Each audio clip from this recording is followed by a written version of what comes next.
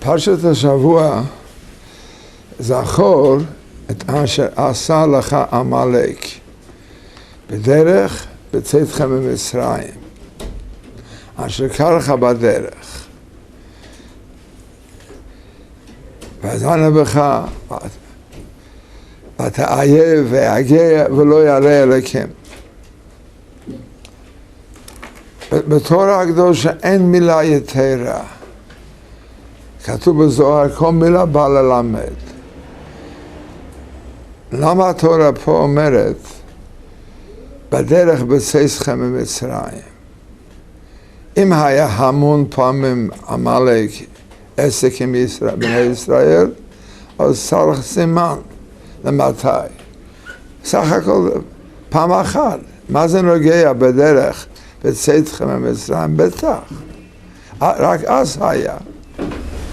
Marqué dans la Torah, la paracha de cette semaine, tout à la fin, souviens-toi, Zachor, souviens-toi de ce que tu as fait à Amalek lors de ta sortie d'Égypte, lorsque vous étiez en route, et il t'a refroidi, et les versets continuent.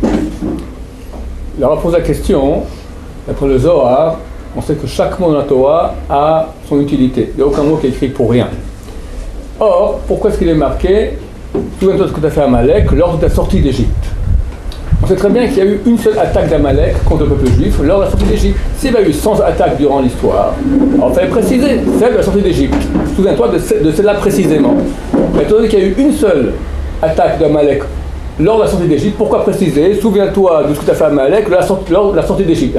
Sans que tu me dises la sortie d'Égypte, je saurais très bien qu'il s'agissait de cette attaque-là, vu que c'est la seule attaque que le peuple d'Israël a subie. במצרים, במשך כל הזמן שהיו עבדים ויכלו בקלות כל אחד לעזוב את הגט היהודי, להתחתן עם גוי, עשיר, מנהיג, והמצרים היו שמחים בזה שהתבוללו איתם, רק פחדו שלא ישלטו עליהם. ואף אחד לא עזב מכל המיליונים יהודים את הגט היהודי במשך מאות שנים. הסיבה כי ראו איך שהשם יתברך שילם ליוסף הצדיק, נער בן 17 שנה, שעמד בניסיון בעבירה אחת, שעשו פטיפר הציע לו לעשות פעם אחת עבירה איתה 1,000 כיכר כסף, שווה מיליונים דולרים, או שישאר בכלא לעולם. והוא ענה, איך עשה הרע הגדולה הזאת לקחת כסף לעשות עבירה וחטאתי לאלוקים? השם יתברך נותן לי חיים ואני אשתמש בחיים לעשות נגד רצונו. אם הוא רוצה לתת לי אושר, ייתן לי לא דרך עבירה, ייתן לי בהתר. ו12 שנה נשאר בכלא, כולם צחקו ממני, שוטה נער, איפה אלוקים? למה הוא לא בא להוציא אותך? לא תתחתן, תיקח הכסף כמו כל הנערים ברחוב, תהנה מהחיים. אל תהיה שוטה. אבל יוסף אמר, אני למדתי התורה. השם יתברך ישלם שכר נגד עשיך, כשלא צריך. Les Israéliens, lorsqu'ils étaient en Égypte, ne se sont absolument pas assimilés à la population égyptienne. Bien que, du point de vue l'avantage soit très, très avantageux, les Égyptiens étaient intéressés par cela. Les Égyptiens avaient peur que le peuple juif devienne les maîtres en Égypte, mais au contraire, s'ils s'assimilent, alors ils deviennent égyptiens, et comme ça, ils auront gagné. Et néanmoins, pendant tous les siècles de présence juive en Égypte, il n'y a pas eu un seul cas d'assimilation de personnes juives qui a eu des contacts, donc s'est marié avec les Égyptiens. Pourquoi? Parce que le peuple juif savait, ils étaient les descendants des 12 tribus, et savait que Yosef, comment ils sont arrivés en Égypte? Par le biais de Yosef. Yosef était un jeune homme de 17 ans. Et tous les jours, la femme de son boss, qui était une des plus belles femmes que le monde ait connues, le tentait à faire un péché avec elle. Et elle lui disait, si tu viens avec moi, je te propose 1000 kikars, 1000 talents d'argent, ça vaut des millions de dollars. Et sinon, la prison pour l'éternité. Je te dénonce, c'était en prison pour l'éternité. Et Yosef disait, mais comment je peux faire une chose qui est contraire au désir de Dieu? Dieu me donne la vie. Et m'interdit d'aller avec une femme qui m'est interdite. Comment je peux faire ça? Dieu me donne la vie, je vais utiliser cette vie maintenant pour faire le contraire que son désir. La Torah l'interdit, je ne peux pas faire une chose pareille. Les gens se moquaient de lui, mais t'es complètement dingue, regarde les jeunes de ton âge, vas-y, éclate-toi, en plus elle est belle, en plus t'as de l'argent, mais t'es complètement fou. Et pour finir, il va en prison. Il reste 12 ans en prison. Et tout le monde se moque de lui. Alors il est où ton Dieu? T'as voulu écouter Dieu qui te donne la vie, maintenant voilà, t'es en prison. À l'époque, on ne savait même pas qu'il sortirait de prison, on était en prison pour toujours. Alors il est où ton Dieu? Pourquoi il ne se sauve pas? Mais les Israéliens ont vu que néanmoins Yosef a tenu et il était sauvé, il est devenu le roi d'Égypte, donc ils savaient, pas question de s'assimiler, ça on ne touche pas. La Goya, le goy pour une femme juive, on ne touche pas à cela. ידוע, פתאום נגד הוציא אותו אחרי 12 שנה של ביזיונות וצחוק ממנו לפתור חלום בתור שוטה שיודע לפתור חלומות, שוטה שמאמין באלוקים, מדבר תמיד מאלוקים, לא רוצה מוותר על מיליונים בשביל שזה נגד רצון אלוקים, אף פעם לא יצא מהכלא להתחתן, הוציא אותו ולחזור לכלא, לפתור חצי שעה, בערך זה ייקח ולחזור. אבל ראו שאז השם יתברך אמר מספיק, עכשיו הגיע הזמן לשלם לו שכר, ונגד השכל והטבע בחור ישיבה שאף פעם שמהישיבה בגיל 17 שנה נכנס לעבד ולכלא, והמלך אמר לו, אתה לא חוזר לכלא, בלי שום ניסיון של פוליטיקה, אמר לו, אתה לא חוזר לכלא, אתה תהיה המלך על כל המדינה, גם על ביתי תשלוט. כולם ראו איך שהשם יתברך משלם חיים, עושר, כי כל הכסף של המדינה תחתיו, והכבוד הכי גדול נגד השכל על מצווה אחת, אם אחד עומד בניסיון, והשם יתברך הבטיח שייתן עוד תרי"ג מצוות, שכל אחד יש לו הסגולות, אף אחד לא רוצה להפסיד מתנה עצומה כזה. Comment Yosef est sorti de prison? Tout le monde le prenait pour un sot, un petit enfant, un jeune homme complètement un peu illuminé, il croit en un Dieu, à cause de ça il passe à côté de la vie. Mais on savait qu'il avait un petit don comme ça pour interpréter les rêves. Et Pharaon a fait un rêve, ok, alors on l'a sorti une demi-heure, juste question, voilà, ce sot un peu illuminé, on le présente à Pharaon, il va interpréter le rêve, et après on le remet directement en prison pour rester pour là-bas à perpétuité. Il vient, il sort, il dit à Pharaon, moi je suis rien, c'est Dieu qui va donner l'interprétation, et il donne la bonne interprétation. Et contrairement à toute logique, et là tous ceux qui sont moqués de lui pendant des années ont vu la main de Dieu, contrairement à toute logique. C'est quoi? C'est un garçon qui a connu quoi? Jusqu'à l'âge de 17 ans, il étudie à la yeshiva chez son père. C'est un bachou yeshiva, un dur de yeshiva, d'accord? Il connaît que la Gemara. Après il est devenu esclave, après il était en prison. Et contre toute logique, Pharaon le met le second du roi. Le second de Pharaon, il devient le roi d'Égypte. Il a droit à un kavod, à un déshonneur extraordinaire. Il a l'argent de toute l'Égypte sous sa main. Il a la facilité de toutes les choses qu'on voulait lui présenter en beaucoup moins dans le mal, il les a reçues maintenant par la main de Dieu. Et bien Israël a vu que c'est pour une seule mitzvah, c'était pour le mérite d'une seule mitzvah qu'il avait respecté. Et il savait qu'il y avait encore 612 autres mitzvot, donc aucun des Juifs voulait rater ce grand cadeau. במשך כל המאות שנים לא רק שלא התבוללו, רק התגאו שכולם ידעו שהם יהודים, התנהגו כיהודים. אומרת שלא שינו שמם לבושם, שמם לשונם אל מלבושם. שמם, חוץ מהפרש הפשוט, זה שהתגאו בשם יהודי. אני עבד, כן, אני עבד, אבל יהודי. אני פה בגלל שכך רצון השם. השם יוציא אותי מכאן וייתן לי התורה. כבוד להיות יהודי, כי אזכה לתורה הקדושה.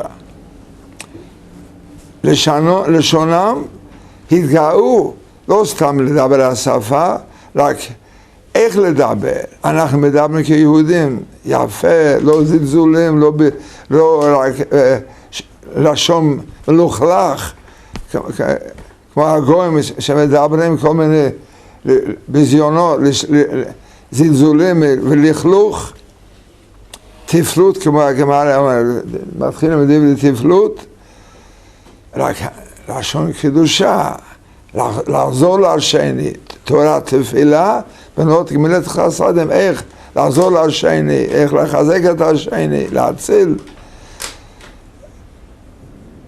ולבוש, דווקא הגויים הלכו בלי צניעות, בפריצות, היהודים, הגברים, הנשים והגברים, התגאו ללכת בצניעות.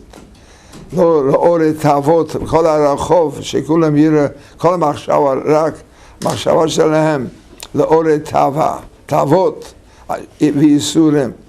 התגאו בזה, כי זה רצון השם.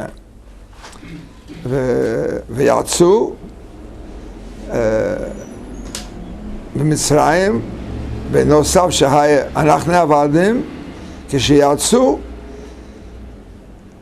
חשבו במשך כל הזמן, אנחנו עבדים כעבדים, אפילו אנחנו שפלים, עבד צריך לעבוד 24 שעות לאדונו, בלי שום תירוץ, קר, חם, גשם, קשה לי, עייף, ככה יצאו, למדו, אם לגוי, כל של השם.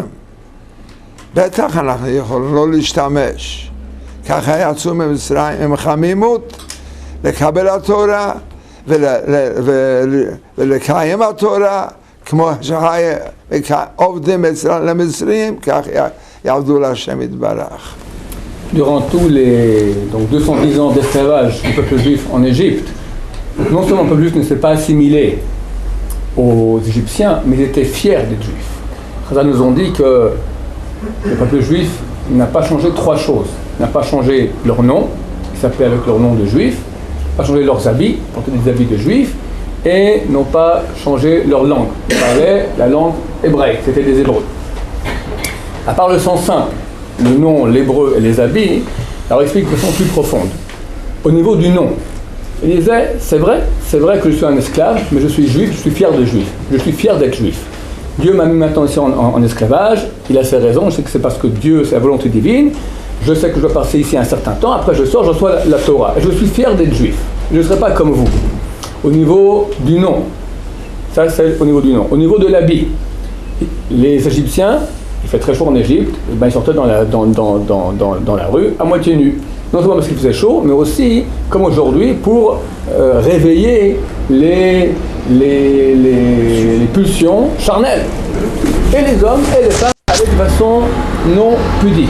Le peuple juif et les hommes et les femmes s'habillaient complètement de façon pudique. On est juif, on s'habille différemment, on fait partie d'un autre peuple, on est le peuple de Dieu, on s'habille en conséquence. Enfin, au niveau du langage, le sens plus profond, il y avait un langage juif, c'est-à-dire pas parler de filles, pas parler de son grossière, pas parler méchamment, un langage, on parle ou de prière, ou de Torah, ou d'entraide, de respect de la personne. Les Israël sont sortis ainsi d'Égypte. Et ils se sont dit, jusqu'à maintenant on était des esclaves. Esclaves, juifs, mais esclaves. L'esclave, il est obligé de faire ce que dit son maître 24 heures sur 24. Au milieu de la nuit on le réveille, ou n'importe comment. Il fait chaud, il fait froid, il pleut, il n'y a pas de... L'esclave, il est complètement asservi à son maître. Ils se sont dit, si on était asservi à des Égyptiens, hein, maintenant on va servir Dieu, est-ce qu'on doit être moins servi? Est-ce que je vais me permettre plus de faire des manières, quand je dois devenir maintenant un serviteur de Dieu, si j'étais à 24 heures sur 24 à servir un Égyptien, comment maintenant je dois servir Dieu? Alors ils sont sortis avec plein de bouillonnement intérieur, plein d'enthousiasme. On va maintenant servir notre Dieu en reçoit la Torah. Toute la puissance qu'ils avaient mis dans l'esclavage, ils l'ont mis à une puissance beaucoup plus grande dans le service de Dieu. זה למדו, כמו שאמרנו, הכל מיוסף. למד התורה, ידע מה לעשות, מה לא לעשות.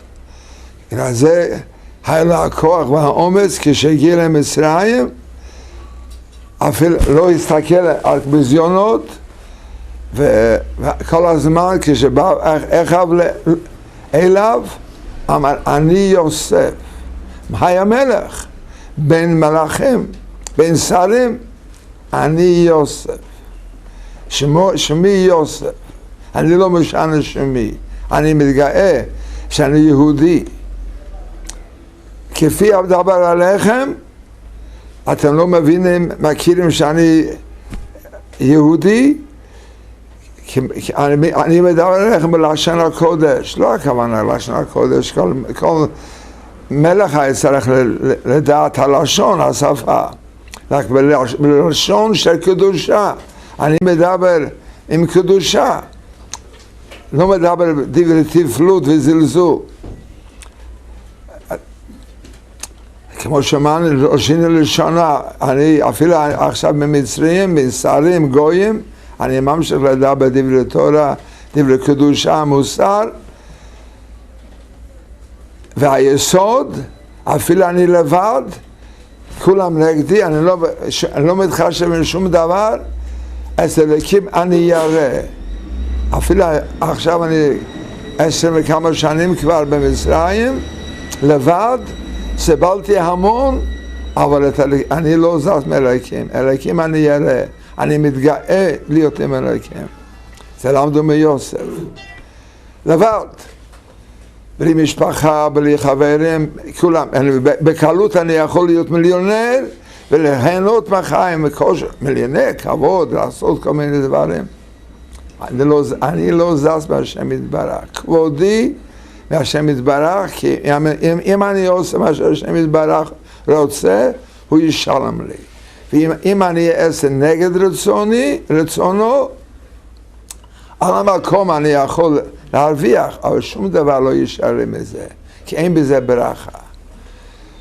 למדו זה מיוסף, זה היוסף, ממני למדו זה, כשיצאו, יצאו מכל החיים וההתלהבות, לעבוד את השם, לקבל התורה, כמו שהיה במצרים, עבדים, וכל ההכנות שאמרנו מקודם, הכוח והאומץ לקיים התורה, מזה שהיה עבדים, זה לימדו על ידי שהיה עבדים במצרים, ויוסף שהיה נער לבד, גם יכול לעמוד בניסיונות נגד כל, אפילו הוא לבד, וכולם נגדו, לא רק לא איתו, נגדו. יצאו בעמלק, פתאום אשר קרחה בדרך, קירר אותם, רש"י למה לשון קור וחום, קירר אותם, לא נורא עכשיו, לא צריך לקום, יכול יותר, אתה עייף, תישן קצת יותר. למה אתה צריך לקום לתפילה, לשיעור? אתה עייף, בערב תלמד, יותר אחר כך, תלמד יותר, תרוויח. למה אתה ממהר ללכת לתפילה? אתה יכול לישון או לעבוד, לפעול ביחיד בקיצור, ולהרוויח באותו זמן יותר. גם שאפילו מפסידים בבית כנסת, אם לא הולכים מפעלים ביחיד, כל יום קרוב ל100 מצוות מפסידים. שמביא בבית הכנסת, יותר ביחיד, אמן, קדוש, קדש, ברוך הוא.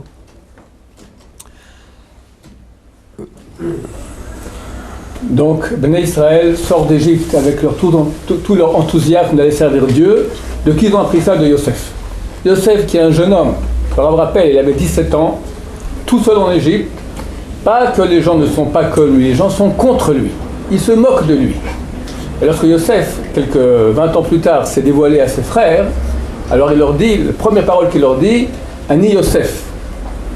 Je suis Yosef. Qu'est-ce qu'il leur a dit par cela? Il a dit, je suis Yosef, mon nom est juif. Je suis, bien que je suis ici en Égypte, j'aurais pu maintenant tout quitter, j'étais intelligent, j'aurais pu devenir millionnaire et devenir un Égyptien réussi, un grand millionnaire égyptien. Je suis resté le même. Je suis le même Bachor Yeshiva, la même Torah, je n'ai pas bougé de cela. Et Elohim Ani Yareh, j'ai la crainte de Dieu. J'aurais pu faire des avérotes, j'aurais pu quitter ma Torah, tout le monde contre moi, mais tout seul, j'ai toujours la crainte de Dieu. Donc, Bnei Israël sort d'Égypte avec l'exemple de Yosef. Et ils sont pleins d'enthousiasme. Et vient Amalek, comme c'est écrit dans le verset, Ashar Chabaderer, qui t'a refroidi. Il est avec un argumentaire. On voulait maintenant servir Dieu de toutes nos forces et dit ça va, il n'y a pas, comme on dit chez nous en Suisse, il n'y a pas le feu au lac, c'est pas le Rav qui a dit. Qu'est-ce que tu t'excites comme ça? Tu peux pas, tu es fatigué, se lever comme ça sitôt pour la prière. Un peu plus tard, ça va, prends des forces, tu pourras étudier après, le soir, pourquoi étudier tellement le matin? Étudie, repose-toi, tu pourras étudier le soir vient, on est fatigué, etc. Et comme ça lentement, etc., nous refroidit. Il aime pour la prière. Quelqu'un peut dire, je prie maintenant en Yachid, tout seul, je peux gagner du temps, il n'y a pas la Chazara, il n'y a pas la Kedusha, etc. Le Rav dit qu'on peut perdre jusqu'à 100 mitzvot. Quand quelqu'un il prie en Tzibour, il y a le Amen, la Kedusha, le Kaddish, il perd énormément, le cerf revient comme ça, et comme c'est marqué dans le verset, donc, que Amalek est venu à refroidi tout l'enthousiasme de Bnei Israël. Omer, בבוקר אומר, טוב, בערב אלמד, אתפלל יותר חזק, עכשיו אני תפוס, קשה לי, כל מיני תירוצים, כשבא בערב ויגיע, בבוקר עייף, לקום, בערב ויגיע, עבדתי כל היום, אין לי כוח, עייף אני, הגעתי יותר מדי כבר, מחר, בבוקר, אלמד יותר, אשתדל לתקן, ככה בבוקר, עוד הפעם, היצר הבא, לא נורא, עוד היום, מחר, בשבוע הבא, אחר כך, תעבוד את השם, ירא שמיים, תגדל, יש לך עוד זמן, אתה רוצה לעשות רצונו, אבל קשה לך, טוב, יש לך לב, רצון, ותוסיף, בסוף כשיהיה לך זמן תוסיף, כל יום דוחה מהבוקר הערב, הערב עד הבוקר, וככה בסוף אומר ולא ירא ירקים. כמובן, אדם מדרדר, אומר, אני לא צדיק, אני לא ירא ירקים, קשה לי. בניסיונות, קשה לי לקום, שוכח כל העבר, מה שלמד, מה שהתנהג, מה שהיה יכול לעשות. אני לא ירא ירקים, אני לא צדיק, מחליט זהו. מי שהוא צדיק יכול לעשות. אין לי סבלנות ללמוד, אין לי ריכוז, אין קשה, מצוות. זה הפוך מיוסף הצדיק שם אמר, אחרי כל השנים, עבד והיה מלך, מעבד נעשה מלך, את אלוקים אני ירא. אני לא זז מהשם יתברך, אני עבד אלוקים. כמו שיכולתי כשהייתי עבד, אמר יוסף, אז עשיתי הכל, גם עכשיו אני. הייתי ירא מאדוני, ככה אני ירא מאלוקים. על זה אמר השם יתברך, לא, לעם ישראל, לשון יחיד, אשר עשה לך עמלק. אל תסתכל, לא מדיבר, השם דיבר לכולם, אבל דיבר לך. אני מדבר לך, תזכור, עמלק, עמלק זה היצר הרע, איך שהוא מקרר אותך. איך שקירר אותך בדרך השם, כשיצאתם ממצרים. יצאתם מכל החמימות, בעמלק, בדרך, מיד, בדרך השם, כשעדיין לא קיבלת התורה, לפני זה כבר קירר אותך. אז זה לא תשכח. תמחה זכר עמלק, ולא תשכח תמיד. בכל איך היית יכול אז, ככה גם עכשיו תעשה. השם דברך יעזור, שנזכה לעשות רצונו לעובדו, כמו שכתוב, תזכור יום צאתך מארץ מצרים, כל ימי חייך. יצאתם ממצרים בכל העומס, ההתלהבות, לקיים התורה, תזכור את זה כל ימי חייך. והשם יתברך יעזור על ידי זה, וישפיע לנו חיים, עושר וכבוד, וכתיב והחתימה טובה, ויגאל אותנו גאולה שלם במהרה בימינו. Amen. Le verset, donc la paracha qui parle de cette attaque de Amalek, dit à propos du peuple d'Israël, Vata ayef v'yagea v'lo yare Elokim. Tu es fatigué, yagea épuisé, et tu n'as pas la crainte de Dieu. Le Rav explique ça veut dire quoi, de façon allégorique, ça veut dire quoi? Fatigué et épuisé. Donc Amalek, il vient pour refroidir. Ben Israël sort d'Égypte avec tout l'enthousiasme, l'exemple de Yosef, comment il avait la crainte de Dieu, comment il faisait, il était un vrai serviteur de Dieu. Le SRA, ce notre Amalek personnel, qui vient et qui dit, t'es fatigué ce matin.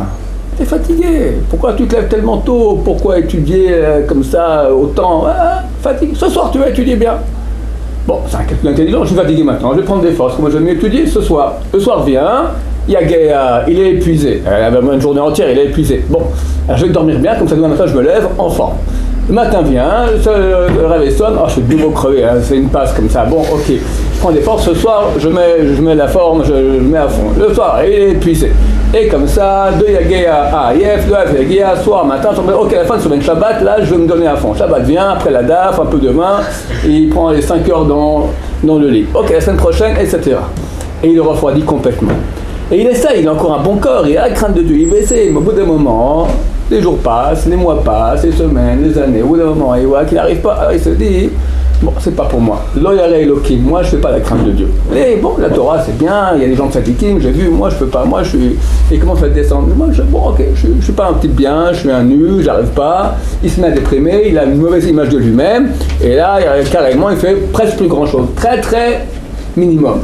Donc c'est la technique de Amalek, avec le Sahara qui vient nous attaquer à nous. C'est pour ça que le verset parle au singulier. Zachor, à toi, Achar Salecha Amalek. Toi, c'est pas il y a le Amalek en général, mais toi, chacun a notre Amalek qui vient tous les jours.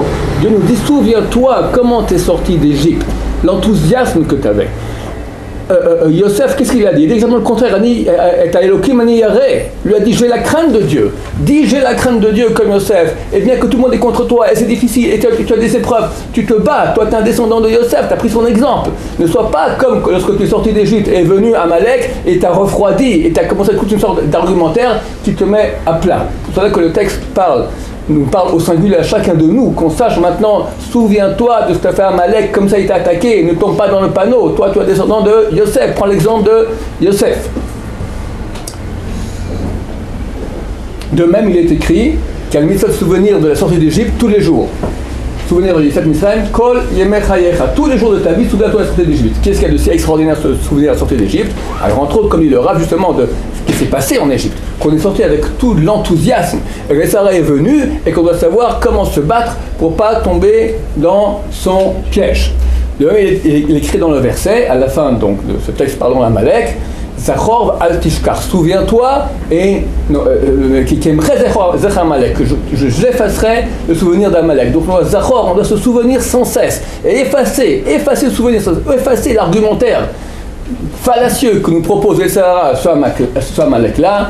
Et bien, le Rav nous bénit que Dieu, quand on va maintenant aller dans les voies de Yosef, et Yireh Elokim, alors Dieu va nous donner, comme il a donné à Yosef, la richesse, la réussite, et qu'il nous bénit tous, que bientôt c'est Yamim Noraim, qu'on soit tous inscrits dans le livre de la vie, de la réussite, et qu'on soit Zoché la Géoula, la rédemption, Bimar, Remanu, rapidement de nos temps. Amen.